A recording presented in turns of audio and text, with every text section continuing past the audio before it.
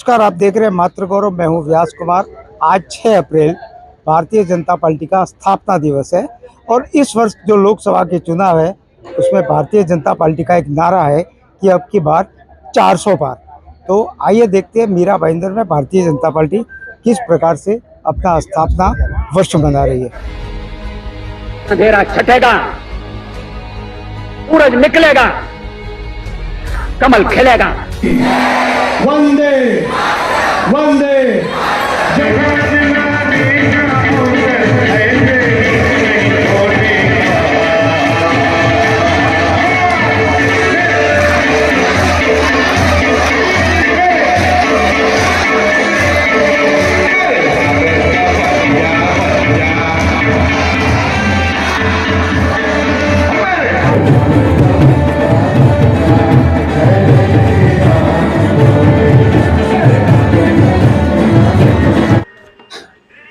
मीरा भाईंदर में भारतीय जनता पार्टी के 44वें स्थापना दिवस का आयोजन जिला अध्यक्ष किशोर शर्मा के नेतृत्व में पूर्व विधायक नरेंद्र मेहता, पूर्व सांसद संजीव नाइक, भाजपा के प्रदेश उपाध्यक्ष जयप्रकाश ठाकुर सहित विभिन्न नेताओं तथा प्रखर कार्यकर्ताओं की उपस्थिति में मीरा रोड के एसके स्टोन सेंट्रल लॉन में जोश व उत्साह के साथ संपन्न हुआ।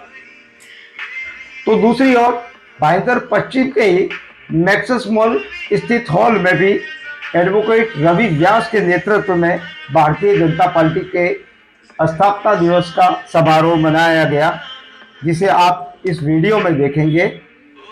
हालांकि ये वीडियो थोड़ा लंबा है, लेकिन जो भारतीय जनता पार्टी के कार्यकर्ता है उनके लिए यह वीडियो कुछ काम का साबित हो सकता है।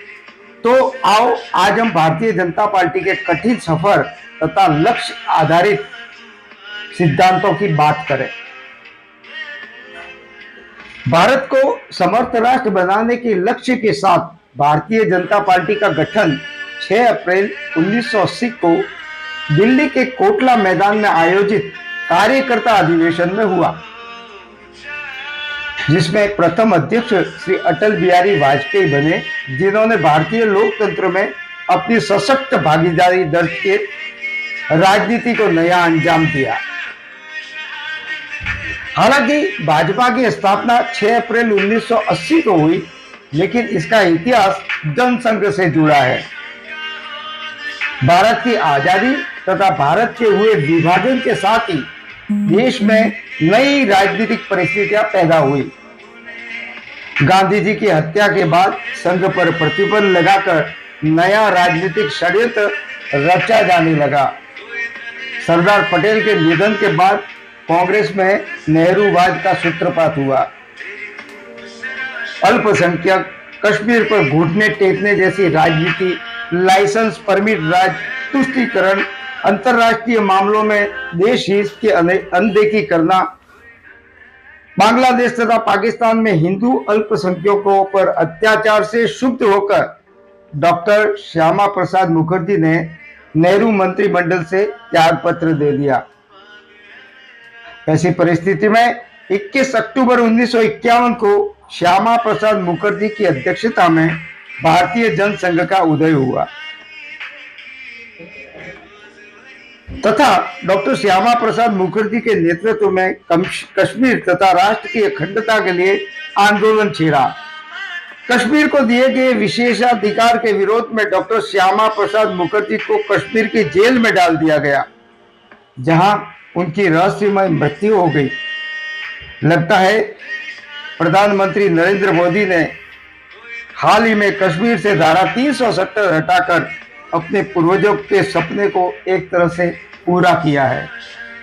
अब यदि 70 के दशक की बात करें तो तत्कालीन प्रधानमंत्री इंदिरा गांधी के नेतृत्व में कांग्रेस निरंकुश हो गई। तो गुजरात में नवनिर्माण आंदोलन, बिहार में छात्र आंदोलन शुरू हुआ। जन असंतोष के रहते लोकनायक जयप्रकाश नारायण के नेतृत्व में आंदोलन चला।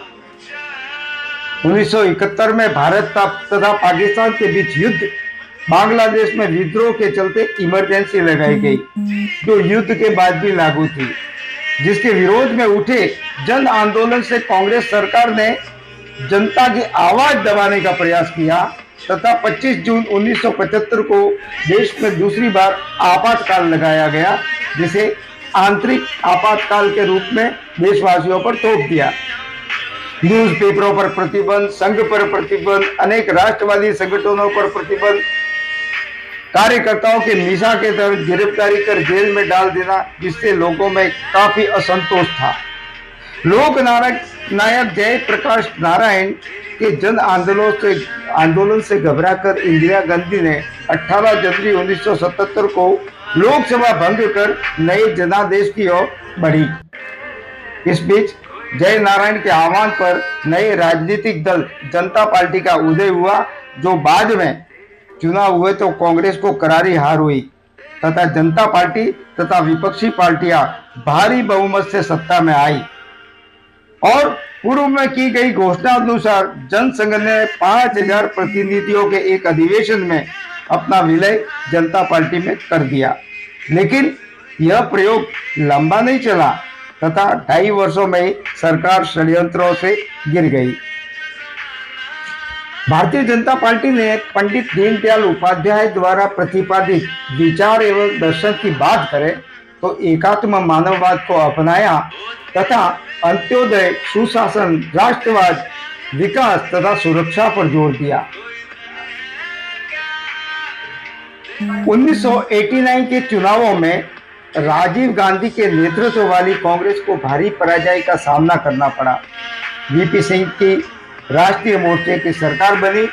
भाजपा ने बाहर से समर्थन दिया। उस दौरान राम मंदिर को लेकर तत्कालीन भारतीय जनता पार्टी के अध्यक्ष लाल कृष्ण आडवाणी की सोमनाथ से अयोध्या तक की रथ यात्रा निकली, जिसे तत्कालीन सरकार ने घबरा कर रोक दिया तो भारतीय जनता पार्टी ने समर्थन वापस ले लिया और जब सरकार गिर गई तो कांग्रेस के समर्थन से श्री चंद्रशेखर प्रधानमंत्री बने। इस बीच नरसिंह राव के नेतृत्व में कांग्रेस के समर्थन से संयुक्त मोर्चे की सरकारों का शासन देश पर रहा। 1996 के आम चुनावों में भारतीय जनता पार्टी ने 161 सीटें प्राप्त कर अटल जी प्रधानमंत्री बने, मगर समर्थन के अभाव में 13 दिन में ही सरकार गिर गई। उसके बाद 1998 के चुनावों में भाजपा ने 181 सीटें प्राप्त कर राष्ट्रीय जनतांत्रिक गठबंधन की सरकार बनी, मगर जयललिता की अन्ना द्रमुक पार्टी द्वारा समर्थन वापस लिए जाने पर अनैतिक आचरण के रहते एक वोट से अटल सरकार गिर गई। देश को आम चुनावों का सामना करना पड़ा। वर्ष 1999 में चुनावों में भाजपा ने 182 सीटें प्राप्त कर राष्ट्रीय जनतांत्रिक गठबंधन की सरकार बनाई। अटल जी पुनः प्रधानमंत्री बने तथा देश के विकास में अनेक कीर्तिमान स्थापित हुए, जहां पोखरण परमाणु परीक्षण, अग्नि मिसाइल का परीक्षण, कारगिल विजय, राष्ट्रीय एकता व अखंडता को सुदृढ़ कर सुशासन एवं सुरक्षा को ध्यान में रखकर देश को समृद्ध एवं समर्थ बनाने में कई कारगर कदम उठाए। प्रधानमंत्री अटल जी तथा उप प्रधानमंत्री लाल कृष्ण आडवाणी के नेतृत्व में देश में विकास की राजनीति का सूत्रपात हुआ। 26 मई 2014 को नरेंद्र दामोदर दास मोदी ने भारत के प्रधानमंत्री के तौर पर शपथ ली। मोदी जी के नेतृत्व में भारतीय जनता पार्टी ने कम समय में अभूतपूर्व उपलब्धि हासिल की। उन्होंने विश्व में भारत की गरिमा को पुनः स्थापित किया, राजनीति पर लोगों का विश्वास को फिर से स्थापित किया। अनेक अभिनव योजनाओं के माध्यम से नए युग की शुरुआत की। अंत्योदय, सुशासन, विकास और समृद्धि के रास्ते पर देश बढ़ चला है। किसानों के लिए ऋण से लेकर खाद तक की नई नीतियां जैसे प्रधानमंत्री कृषि सिंचाई योजना, हेल्थ कार्ड आदि ने कृषि के तीव्र विकास में अलग जगाई। ये नया युग है सुशासन का। भाजपा की मोदी सरकार ने make in India, skill India, Amrit mission, Deendayal Gram Jyoti Yojana, digital India जैसी योजनाओं से भारत को आधुनिक और सशक्त बनाने की दिशा में मजबूत कदम उठाया है। जन धन योजना, बेटी बचाओ बेटी पढ़ाओ, सुकन्या समृद्धि योजना जैसी अनेक योजनाओं से देश में एक नई क्रांति का सूत्रपात हुआ है। एक तरह से भाजपा सरकार ने देशवासियों को विश्व की सबसे बड़ी सामाजिक सुरक्षा योजना का उपहार दिया है। राजनीति केवल सत्ता प्राप्ति का साधन नहीं है, समाज को अपेक्षित दिशा में प्रगति पथ पर ले जाना है। आप सबको भारतीय जनता पार्टी के स्थापना दिवस पर बहुत बहुत बधाई। अप्रैल स्थापना दिवस की बहुत बहुत शुभकामनाएं पहले तो सभी कार्यकर्ताओं को। और हमें बहुत खुशी है कि हम एक ऐसे परिवार से जुड़े हुए हैं जो हिंदुस्तान नहीं पूरे वर्ल्ड में जिन्होंने इतिहास रचा है कि सबसे ज़्यादा कार्यकर्ता वाली पार्टी बनी है। तो इसलिए मैं बहुत खुश नसीब हूँ कि मैं इस पार्टी से जुड़ा हुआ हूँ। जहाँ तक रहा सवाल मोदी जी का, नरेंद्र मोदी जी का, उनका जो आह्वान है कि इस बार 400 पार, तो मुझे लग रहा है कि मोदी जी की कार्यशैली को देखते हुए जो सिर्फ हम बातों में सुना करते थे, या हम आपको ऐसा लगा अगर आप याद करेंगे तो लोग उसका एक चुटकुला बनाते थे कि कब 370 हटेगा, कब हिंदुस्तान से 3 तलाक हटेगा, कब ये पाकिस्तान का हिस्सा हमारे में आएगा। ये सब बातों पे लोग हंसाया करते थे कि कब ऐसा होगा, और सब ऐसा बोलते थे कि कोई नहीं कर सकता, ये भारतीय जनता पार्टी कब राम मंदिर बनाएगी, तारीख कब बताएगी, ये सब कभी नहीं होता था। पर नरेंद्र मोदी जी ने ये सिद्ध करके दिखाया कि अगर आप में कार्यशैली में ताकत है तो आप हर कार्य करने की ताकत रखते हैं। उन्होंने राम मंदिर भी बनाया, 370 भी हटाया, और हिंदुस्तान में ऐसे कानून लाए जिसमें महिला और पुरुष एक बराबर है।